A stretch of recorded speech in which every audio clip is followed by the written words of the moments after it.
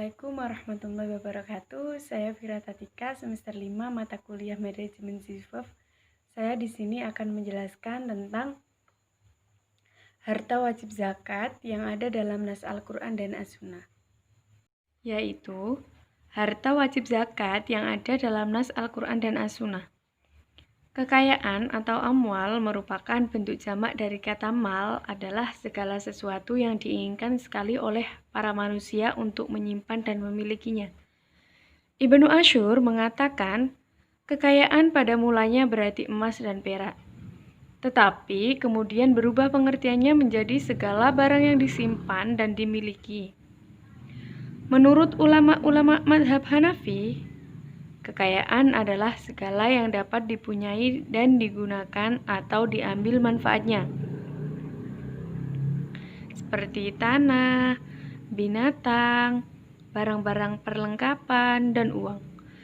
Sedangkan Ibnu Najm mengatakan kekayaan sesuai yang ditegaskan oleh ulama-ulama usul fikih, yaitu sesuatu yang dapat dimiliki dan disimpan untuk keperluan, dan hal itu terutama menyangkut yang nyata. A. Zakat emas, perak, dan uang. Walaupun dalam Nas Al-Quran dan hadis hanya disebutkan emas dan perak, namun mayoritas ulama memasukkan uang, walaupun bukan dari emas atau perak ke dalam kategori ini. Hal ini dikarenakan pada masa dahulu, emas dan perak dijadikan sebagai uang dan digunakan sebagai alat penyimpan harta. Ketika saat ini banyak beredar uang yang bukan dari emas dan perak seperti uang kertas ataupun uang logam atau bahkan uang non-tunai. Maka semua jenis uang tersebut dimasukkan dalam kategori ini. Oleh karena itu, yang termasuk dalam zakat emas, perak, dan uang ini adalah uang tunai, simpanan emas, perak, maupun tabungan. Zakat hasil pertanian dan perkebunan. Ruang lingkup zakat pertanian dan perkebunan. Ulama kontemporer banyak mengambil pendapat mazhab Hanafi yang mengatakan bahwa semua hasil bumi yang ditanam oleh manusia itu wajib dizakati. Mereka beralasan bahwa pendapat ini lebih dekat dengan maqasid atau tujuan syariat dalam zakat, sebagaimana ia lebih dekat dengan keadilan. Sumber zakat hasil pertanian ini ada 4. Yang pertama yaitu biaya produksi atau pengelolaan lahan pertanian dan perkebunan tersebut, seperti biaya benih, pupuk, pemberantas hama, dan lain sebagainya. Berdasarkan hal itu, tanggungan pengelolaan dapat meringankan zakat hasil pertanian.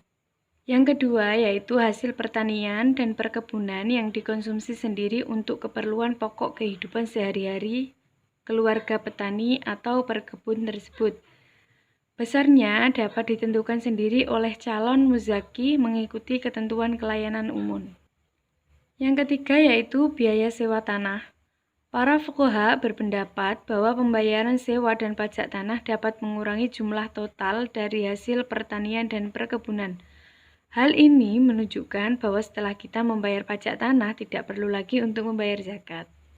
Dan yang terakhir yaitu yang keempat, biaya selain utang, sewa, dan pajak. Pendapat yang paling kuat mengatakan diperolehkan potongan dari biaya-biaya lain yang dialokasikan untuk pengelolaan pertanian dan perkebunan.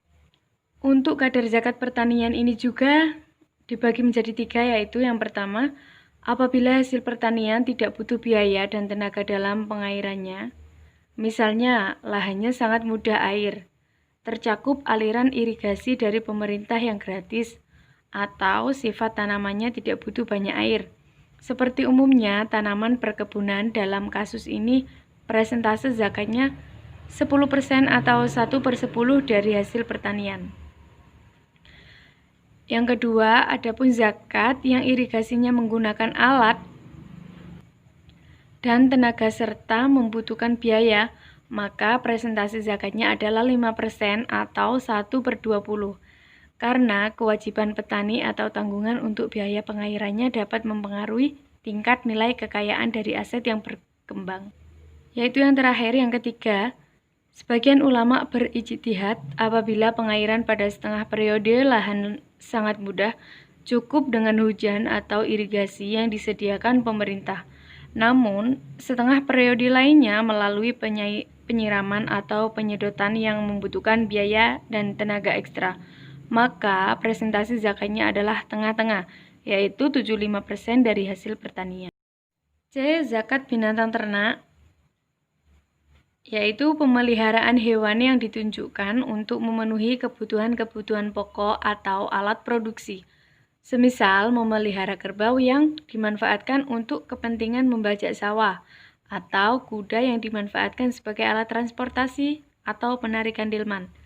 Ternak kategori ini tidak wajib dizakati. Yang kedua, hewan yang dipelihara untuk tujuan memproduksi suatu hasil komoditas tertentu seperti binatang yang disewakan, atau hewan pedaging, atau hewan susu perahan. Binatang semacam ini termasuk jenis binatang maklufat atau binatang ternak yang dikandangkan. Binatang ini tidak termasuk kategori ternak yang kena zakat hewan ternak, tetapi masuk kategori zakat mustaghalat. Yang ketiga yaitu hewan yang digembalakan untuk tujuan peternakan atau pengembangbiakan. Jenis hewan ternak seperti inilah yang termasuk dalam kategori aset wajib zakat binatang ternak atau zakat an'am. Biasanya yang tujuannya diternakan akan digembalakan bukan dikandangkan. Karena itu ulama mensyaratkan zakat ternak adalah yang digembalakan. Juga saya jelaskan cara menghitung nisab. Mayoritas ulama menghitung nisab dari binatang yang dewasa saja. Misalnya si A mempunyai kambing sejumlah 50 ekor dengan rincian 30 dewasa dan 20 ekor masih kecil belum genap 1 tahun umurnya. Maka si A ini belum wajib zakat karena belum mencapai nisab. Kenapa? Karena kambingnya yang besar belum mencapai 40 ekor. Jika jumlah binatang yang besar sudah mencapai nisab, untuk menghitung besarnya zakat, binatang yang kecil ikut dihitung. Misalnya si B mempunyai 150 ekor kambing dengan rincian 100 ekor dewasa dan 50 ekor anak kambing. Karena jumlahnya yang dewasa sudah mencapai nisab, maka untuk menghitung zakatnya yang kecil juga dihitung, sehingga ia wajib mengeluarkan zakat sejumlah 2 ekor kambing. C. Zakat komoditas perdagangan. Zakat perdagangan atau zakat perniagaan adalah zakat yang dikeluarkan atas kepemilikan harta yang diperuntukkan untuk jual beli. Zakat ini dikenakan kepada perniagaan yang diusahakan baik secara perorangan maupun perserikatan, seperti CV, PT, dan koperasi. Adapun aset tetap seperti mesin, gedung, mobil, peralatan, dan aset tetap lain tidak kena kewajiban zakat dan tidak termasuk harta yang harus dikeluarkan zakatnya. Landasan hukum zakat perdagangan. Ibnu Al-Mudhir berkata, para ahli ilmu sepakat bahwa dalam barang-barang yang dimaksudkan sebagai barang-barang dagangan, zakatnya dikeluarkan ketika telah mencapai haul. Dalil yang mengenai kewajiban zakat perdagangannya ini adalah firman Allah Subhanahu wa taala dalam Al-Quran Surat Al-Baqarah ayat 267 yang artinya, hai orang-orang yang beriman, nafkahkanlah di jalan Allah sebagian hasil usahamu yang baik-baik. Sedangkan menurut Mujahid, ayat ini diturunkan berkenaan dengan perdagangan. Syarat zakat barang dagangan yang pertama yaitu nisab. Harga harta perdagangan harus telah mencapai nisab emas atau perak yang dibentuk. Harga tersebut disesuaikan dengan harga yang berlaku di setiap daerah. Yang kedua, haul. Harga komoditas dagangan harus telah mencapai haul, terhitung sejak dimilikinya harta tersebut. Yang ketiga, niat melakukan perdagangan saat membeli barang-barang dagangan.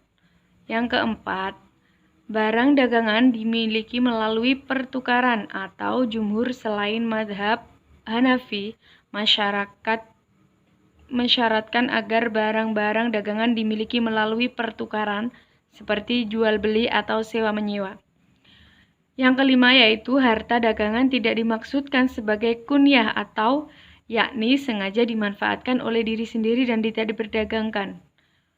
Yang keenam, pada saat perjalanan haul, semua harta perdagangan tidak menjadi uang yang jumlahnya kurang dari nisab. Hal ini merupakan syarat yang lain yang dikemukakan oleh madhab Syafi'i. Yang ketujuh, si muzaki harus menjadi pemilik komoditas yang diperjualbelikan, baik kepemilikannya itu diperoleh dari hasil usaha dagang maupun tidak, seperti kepemilikan yang didapat dari warisan hadiah dan lain sebagainya. Zakat rikas dan barang tambang. Ulama berbeda pandangan dalam mendefinisikan rikas. Ulama Syafi'i dan yang sependapat mengatakan bahwa rikas adalah harta terpendam dalam perut bumi milik orang masa lampau yang sudah tidak diketahui pemiliknya. Barang berupa emas, perak maupun yang lainnya. Dengan bahasa lain, rikas merupakan harta karun yang ditemukan setelah terpendam di masa lampau. Sedangkan menurut ulama Irak, Imam Hanafi dan pengikutnya mendefinisikan rikas dengan barang terpendam yang ada di perut bumi. Nisab, kadar, dan ketentuan zakat rikas. Berdasarkan hadis di atas, ulama sepakat bahwa dalam harta rikas wajib dikeluarkan zakatnya sebesar 20%. Namun mereka berbeda pendapat, apakah 20% yang dikeluarkan dari rikas adalah zakat atau bukan. Mereka yang mengatakan bahwa 20% yang dikeluarkan adalah zakat, maka harus dibayarkan kepada 8 pos mustahik zakat. Sedangkan ulama yang lain mengatakan bahwa 20% dari rikas tersebut adalah bukan zakat, tetapi termasuk fai, sehingga boleh disalurkan sesuai kebijakan pemimpin, tidak harus kepada muzaki zakat. Sedangkan nisab zakat rikas tidak ada hadis yang menjelaskan. Oleh karena itu ulama berbeda pendapat. Pendapat pertama, madhab Hanafi dan jumhur ulama berpendapat bahwa dalam rikas tidak ada nisabnya. Berapapun barang terpendam yang ditemukan, wajib dikeluarkan zakatnya sejumlah 20%. Sedang menurut madhab Syafi'i dalam rikas tetap disyaratkan nisab, yaitu disamakan dengan nisab emas dan perak senilai 85 gram emas. Menurut pendapat kedua, seorang yang menemukan harta karun yang nilainya kurang dari senilai 85 gram emas, maka belum diwajibkan zakat. Zakat barang tambang. Menurut Imam Madhab Hanafi, barang tambang termasuk rikas atau barang temuan. Menurut Hanafi, rikas adalah setiap harta yang terpendam di bawah bumi, sedangkan menurut jumhur ulama keduanya berbeda. Barang tambang adalah barang mewah dari perut bumi yang digali dengan sengaja atau dijadikan mata pencarian. Sedang rikas adalah barang yang ditemukan dengan tanpa sengaja dari dalam bumi. Barang tambang adalah harta yang diciptakan oleh Allah Subhanahu wa taala ketika bumi ini diciptakan. Sedangkan rikas dan harta simpanan adalah harta yang dipendam oleh orang-orang terdahulu. Sekian dari presentasi saya. Apabila teman-teman ada yang kurang paham, bisa ditanyakan. Apabila ada salah kata, saya minta maaf yang sebesar-besarnya. Wassalamualaikum warahmatullahi wabarakatuh.